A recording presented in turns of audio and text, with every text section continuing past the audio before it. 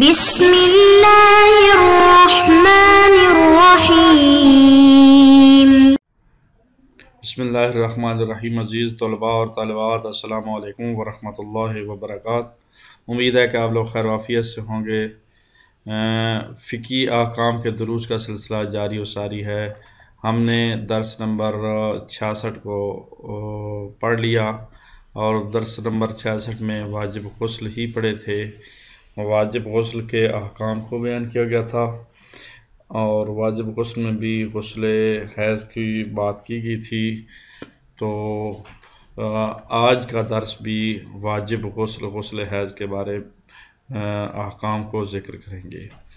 آج سبق نمبر 67، اس کا ٹاپک اور عنوان واجب غسل ہے۔ البتہ فرق رکھتے ہیں جو توضیح المسائل کے مسئلے ہیں۔ توضیح المسائل وہ کتاب ہے جس کو سید علی حسین سیستانی دامت اللہ العالی نے لکھا ہے اور اس کے ترتیب کے مطابق ہم مسئلے ذکر کر رہے ہیں۔ تو آج کا سبق 455 نمبر مسئلہ اس سے شروع ہوگا اور اس سے آگے بڑھیں گے 456، 457، 458، 449، 460، اس طرح ترتیب وار انشاءاللہ ہم آگے پڑھیں گے۔ مسئلہ نمبر 455، اس کا ٹائٹل اور عنوان واجب غسل۔ ذیلی ٹاپک جو ہے وہ غسل حیض ہے۔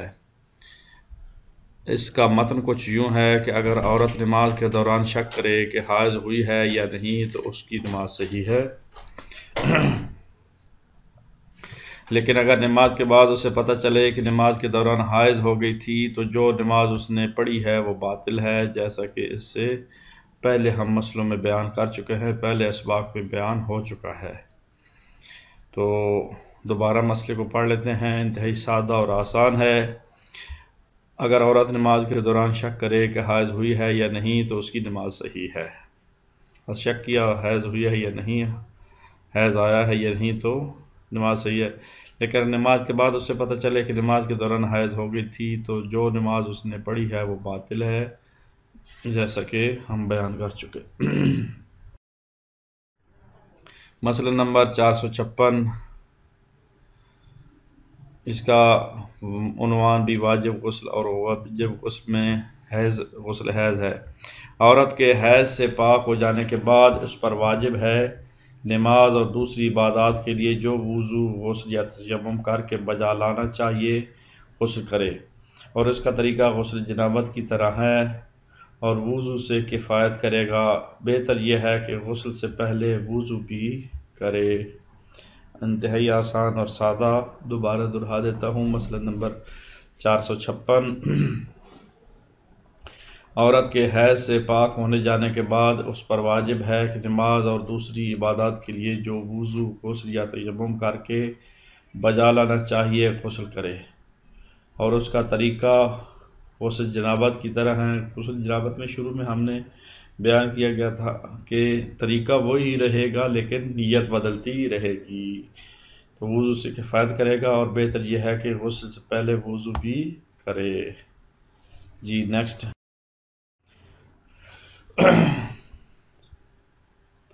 واجب غسل اس کا ٹائٹل بھی ہے اور مسئلہ کا نمبر 457 ہے۔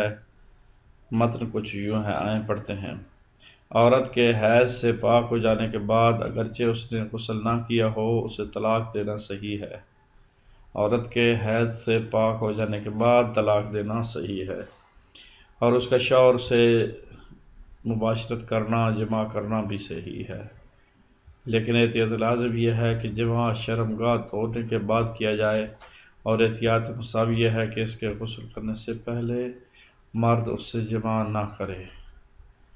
احتیاط مستحب بھی یہی ہے اور احتیاط لازم بھی یہی ہے کہ غسل کے بعد کیا جائے، دھونے کے بعد کیا جائے۔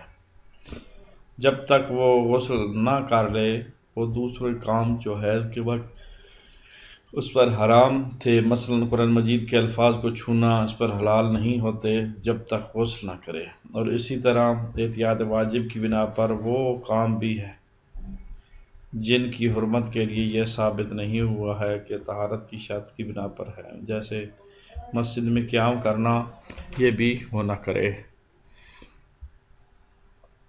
جی نیکسٹ۔ مسئلہ نمبر 458 عنوان واجب غسل۔ اگر پانی عورت کے وضو اور غسل کے لیے کافی نہ ہو، تقریباً اتنا ہو کہ اس سے غسل کر سکے تو ضروری ہے غسل کرے۔ بہتر یہ ہے کہ وضو کے بدلے تیمم کرے۔ اگر پانی صرف وضو کے لیے کافی ہو اور اتنا نہ ہو کہ اس سے غسل کیا جا سکے تو بہتر یہ ہے کہ وضو کرے اور غسل کے بدلے تیمم کرنا ضروری ہے۔ اگر دونوں میں سے کسی کے لیے بھی پانی نہ ہو تو غسل کے بدلے تیمم کرنا ضروری ہے اور بہتر یہ ہے کہ وضو کے بدلے بھی تیمم کرے۔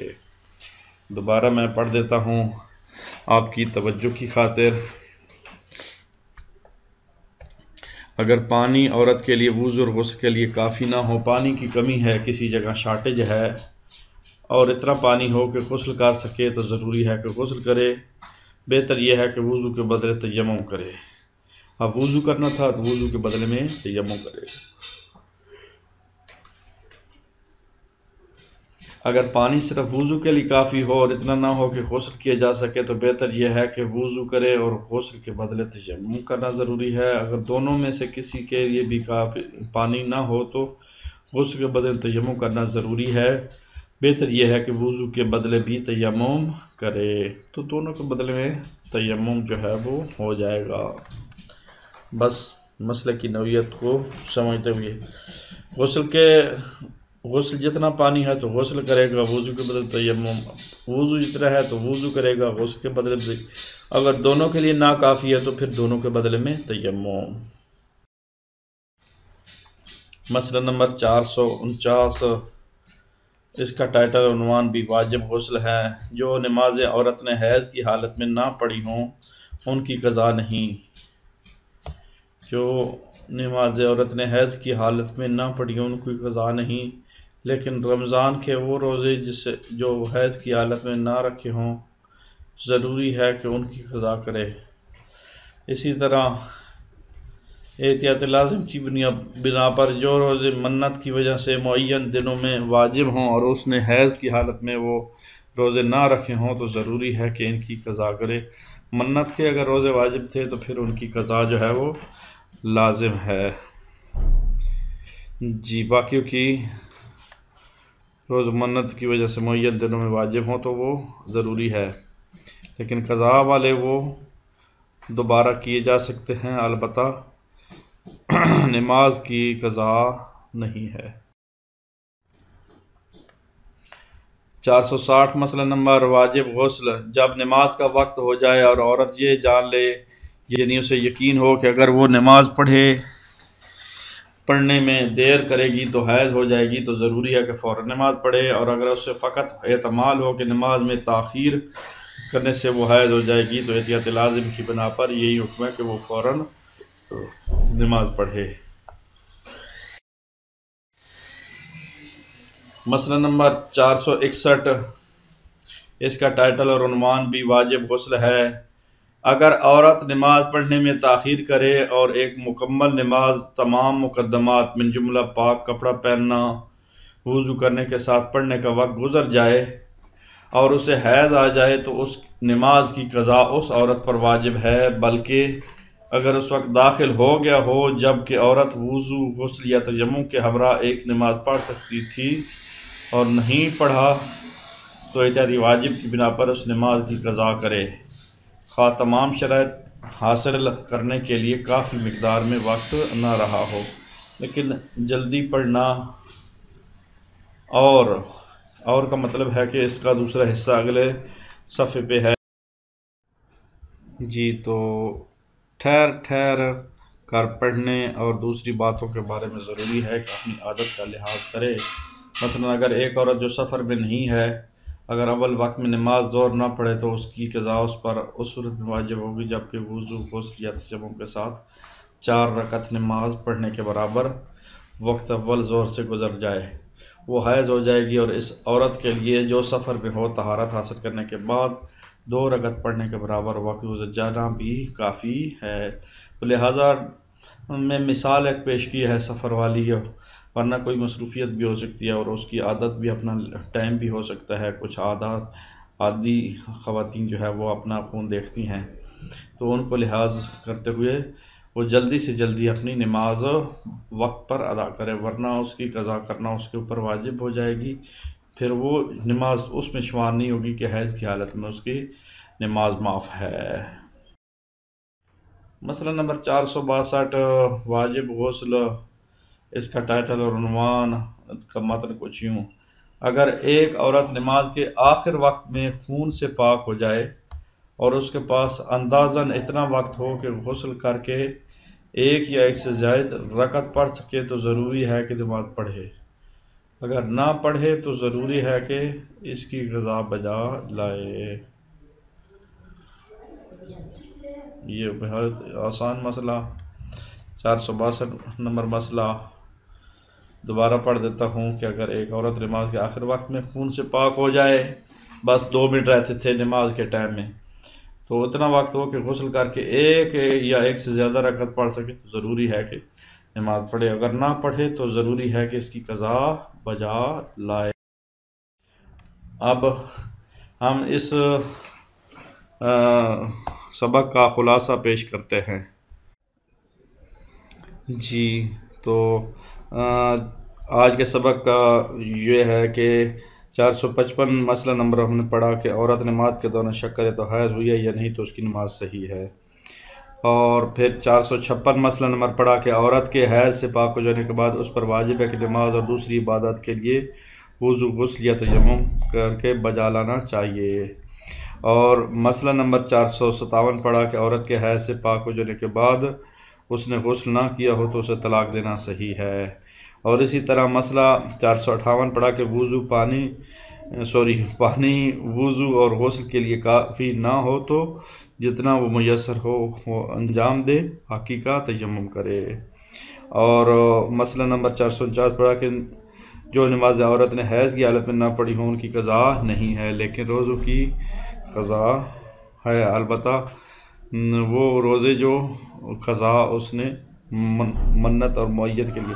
بہرحال 460 مسئلہ نمبر کی نماز کا وقت آ جائے اور عورت کو معلوم ہو کہ وہ نماز پڑھنے میں دیر کرے گی تو حیض ہو جائے گی، ضروری ہے فوراً نماز ادا کرے، اور 461 مسئلہ نمبر ہم نے پڑھا عورت نماز پڑھنے میں تاخیر کرے اور اول وقت میں اتنا وقت گزر جائے جس میں ایک نماز تمام مقدمات لباس پاک کر کے وغیرہ پڑھ سکتی تھی تو وہ نماز قضا کرے گی، یعنی وہ معاف نہیں ہوگی، وہ نماز اس کی حیضہ کے وقت کے ساتھ شمار نہیں ہوگی کیونکہ حیض کی حالت میں اس کو معاف ہوتی ہیں نمازیں۔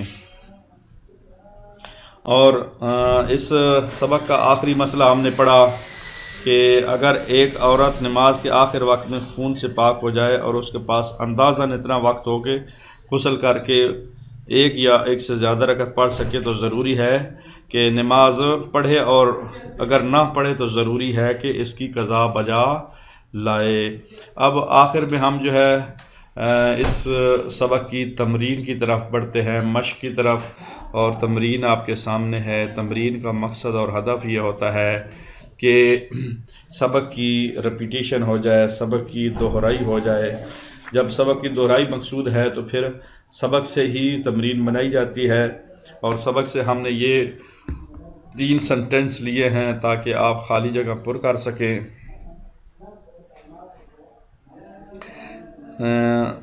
نمبر 1، نماز میں تاخیر کرنے سے وہ حائض ڈیش ڈیش ہو جائے گی۔ یہ جملہ جو ہے مکمل کرنا ہے، ڈیش ڈیش نقطے نقطے جہاں لکھے ہوئے ہیں وہاں خالی جگہ پر کرنی ہے، لہذا اس کو پر کریں۔ نمبر 2، بہتر یہ ہے کہ غسل سے پہلے اور بھی کے درمیان ڈیش ڈیش ہے تو اس کو کرنا ہے پر، یہ جملے آپ نے فل کرنے ہیں۔ اور تیسرا، بہتر یہ ہے کہ وضو کے بدلے بھی ڈیش ڈیش کرے، یہ ڈیش ڈیش کرے، یہ بھی جملہ اس میں موجود ہے اور اس کو آپ نے خالی جگہ کو پر کرنا ہے۔ تو آج کا ہمارا سبق مکمل ہوا، انشاءاللہ باقی اسباق کا انتظار کریں۔ اللہ تعالیٰ آپ لوگوں کا حامی و ناصر رہے، اور آئندہ سبق میں ملاقات ہوگی۔ اللہ نگہبان، خدا حافظ۔